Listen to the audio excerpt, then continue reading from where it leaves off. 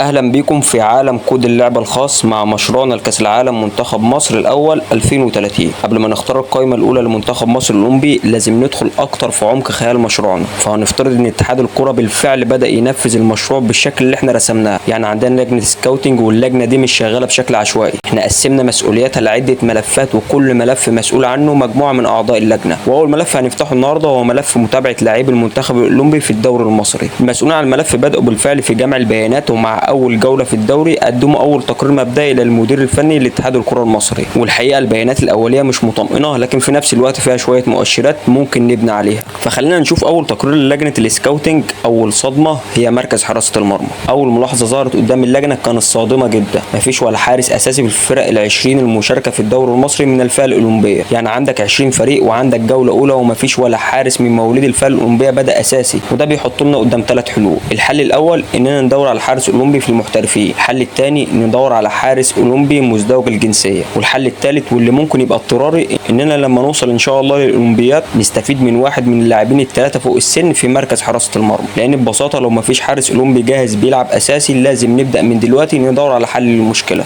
المشكله الثانيه عدد اللاعبين الاساسيين. نيجي بقى للمشكله الكبيره، من اصل حوالي 220 لاعب بداوا اساسي في الجوله الاولى من الدوري، الجوله الاولى شهدت مشاركه 6 لاعبين فقط من الفئه الاولمبيه كاساسيين. 6 لاعبين فقط، يعني حوالي 2.72% من اجمالي اللاعبين الاساسيين. وده معناه ان اغلب اللاعبين اللي المفروض يشكلوا قوام المنتخب الاولمبي ممكن ما يشاركوش بشكل منتظم كاساسيين مع انديتهم، والاغلب ان اغلب ال6 اللي بداوا الجوله الاولى كانوا في وسط الملعب. وده معناه ان عندنا مشكله اكبر، ان بعض المراكز اصلا مش لاقيين فيها لاعبين من الفئه الاولمبيه الاساسيين في الدوري المصري، والاسماء اللي المفروض تكون اساس المنتخب الاولمبي. وهنا بقى تظهر المشكله الاكبر. لو رجعنا لجيل منتخب الشباب تحت 20 سنه اللي كان مع اسامه نبيه، هنلاقي مجموعه من ابرز العناصر اللي كانت وقتها مرشحه تكون اساسي الجيل الاولمبي الحالي: محمد عبد الله، عمر سيد معوض، وكباكا من الاهلي، ومحمد السيد، ومحمد ابراهيم في الزمالك، وعمر خضر في زد. لكن المفاجاه ان الاسماء دي حاليا مش اساسيين مع انديتهم، في اوقات مش الثاني ولا الثالث كمان. وده لازم يخلي لجنه السكاوتنج تتابعهم بشكل مختلف. ان اللاعب اللي كان من اهم عناصر منتخب الشباب لو دلوقتي مش هو اهم عناصر فريقه الاول، فاحنا عندنا فجوه لازم تتقل. والسؤال هنا، هل هنفضل بس نرصد المشاكل ولا هنحاول نشوف حل؟ في مشروعنا انا شايف ان المشكله دي تستحق اجتماع بين 3 اطراف رئيسيه: رئيس اتحاد الكره المصري، والمدير الفني لاتحاد الكره المصري، ورئيس رابطه الانديه. والهدف من الاجتماع الوصول لحل يساعدنا نخلق مساحه اكبر للاعبين الاولمبيين داخل الدوري المصري. ومن المقترحات اللي ممكن تتحط على الطاوله اضافه بندين جديدين في لائحه الدوري.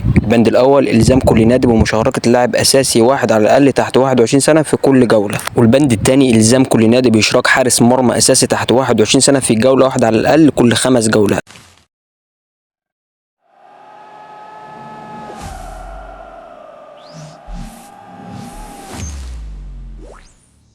وبعدها رابطه الانديه تعمل اجتماع مع رؤساء الانديه ويتم التصويت رسميا على البندين المقترحين. وطبعا احنا بنتكلم عن واقع الكره المصريه اللي خلف الكواليس اكتر من اللي داخل قاعات الاجتماعات، فلو عايزين نضمن ان المقترح يعدي لازم يبقى في توافق حقيقي بين اغلبيه الانديه قبل التصويت. لان لو كل نادي شايف ان القرار هيضر بمصلحته مش هيوافق عليه، لكن لو قدرنا نقنع الانديه ان البند ده مش ضدها بل ممكن يكون في مصلحتها، ساعتها نقدر نبدا التنفيذ.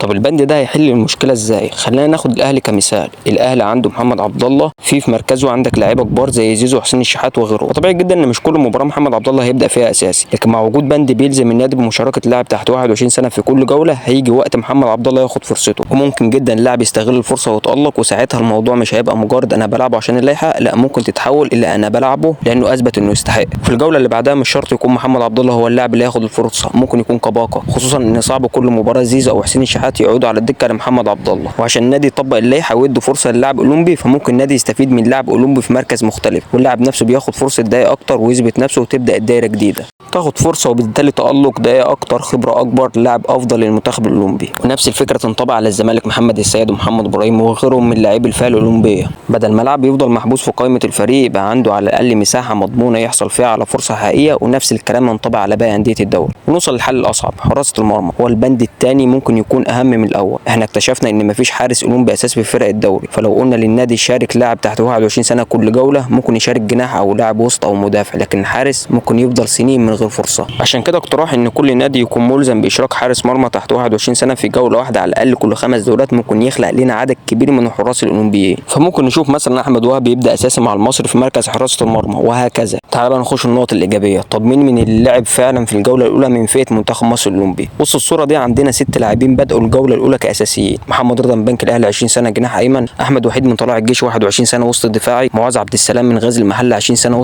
وسط دفاعي، عمر الجزار من الجونه 21 سنه وسط دفاعي، وعلي ايهاب من انبي 20 سنه وسط دفاعي، ومحمد عصام من انبي 21 سنه جناح ايسر. والاسماء دي كلها لازم تدخل تحت المراقبه المستمره للجنه السكاوتنج. مش معنى ان لاعب بدا الجوله الاولى انه ضمن المنتخب، لكن معناه ان عندهم اهم حاجه اللجنه محتاجها، ده لعب حقيقيه مع الفريق الاول. لكن لاعب واحد شد الانتباه وسط الاسماء دي، في لاعب تحديدا لازم نحط عليه العين الفتره الجايه، محمد عصام جناح انبي. طب ليه؟ لان ارقامه في الجوله الاولى كانت نافته جدا. محمد عصام كان اكتر لاعب عمل مراوغات صحيحه في الجوله الاولى ب4 مراوغات ناجحه، والاهم انه عمل ال4 مراوغات بنسبه نجاح 100%. لكن الموضوع مش واقف هنا، محمد عصام كمان سجل هدف، والهدف ده جه قدام النادي الاهلي، يعني مستوى تنافسي عالي. عشان كده لازم متابعه مستمره من لجنه السكاوتنج، عشان هدفنا اننا نوصل للاولمبياد بافضل جيل ممكن لمصر. وعشان ده يحصل لازم نبدا من دلوقتي نراقب، نحلل، نخلق فرص، ونبني قاعده لاعبين حقيقيين، لان المنتخب الاولمبي مش هيتبني من لاعبين قاعدين على الدكه، هيتبني من لاعبين بيلعبوا، بيتنافسوا، بيغلطوا، بيتطوروا، وبعدها لجنه السكاوتنج تيجي تختار من لاعبين عندهم خبره حقيقيه مع فرقهم. وده بالظبط اللي مشروعنا محتاج يبدا يعمله من دلوقتي.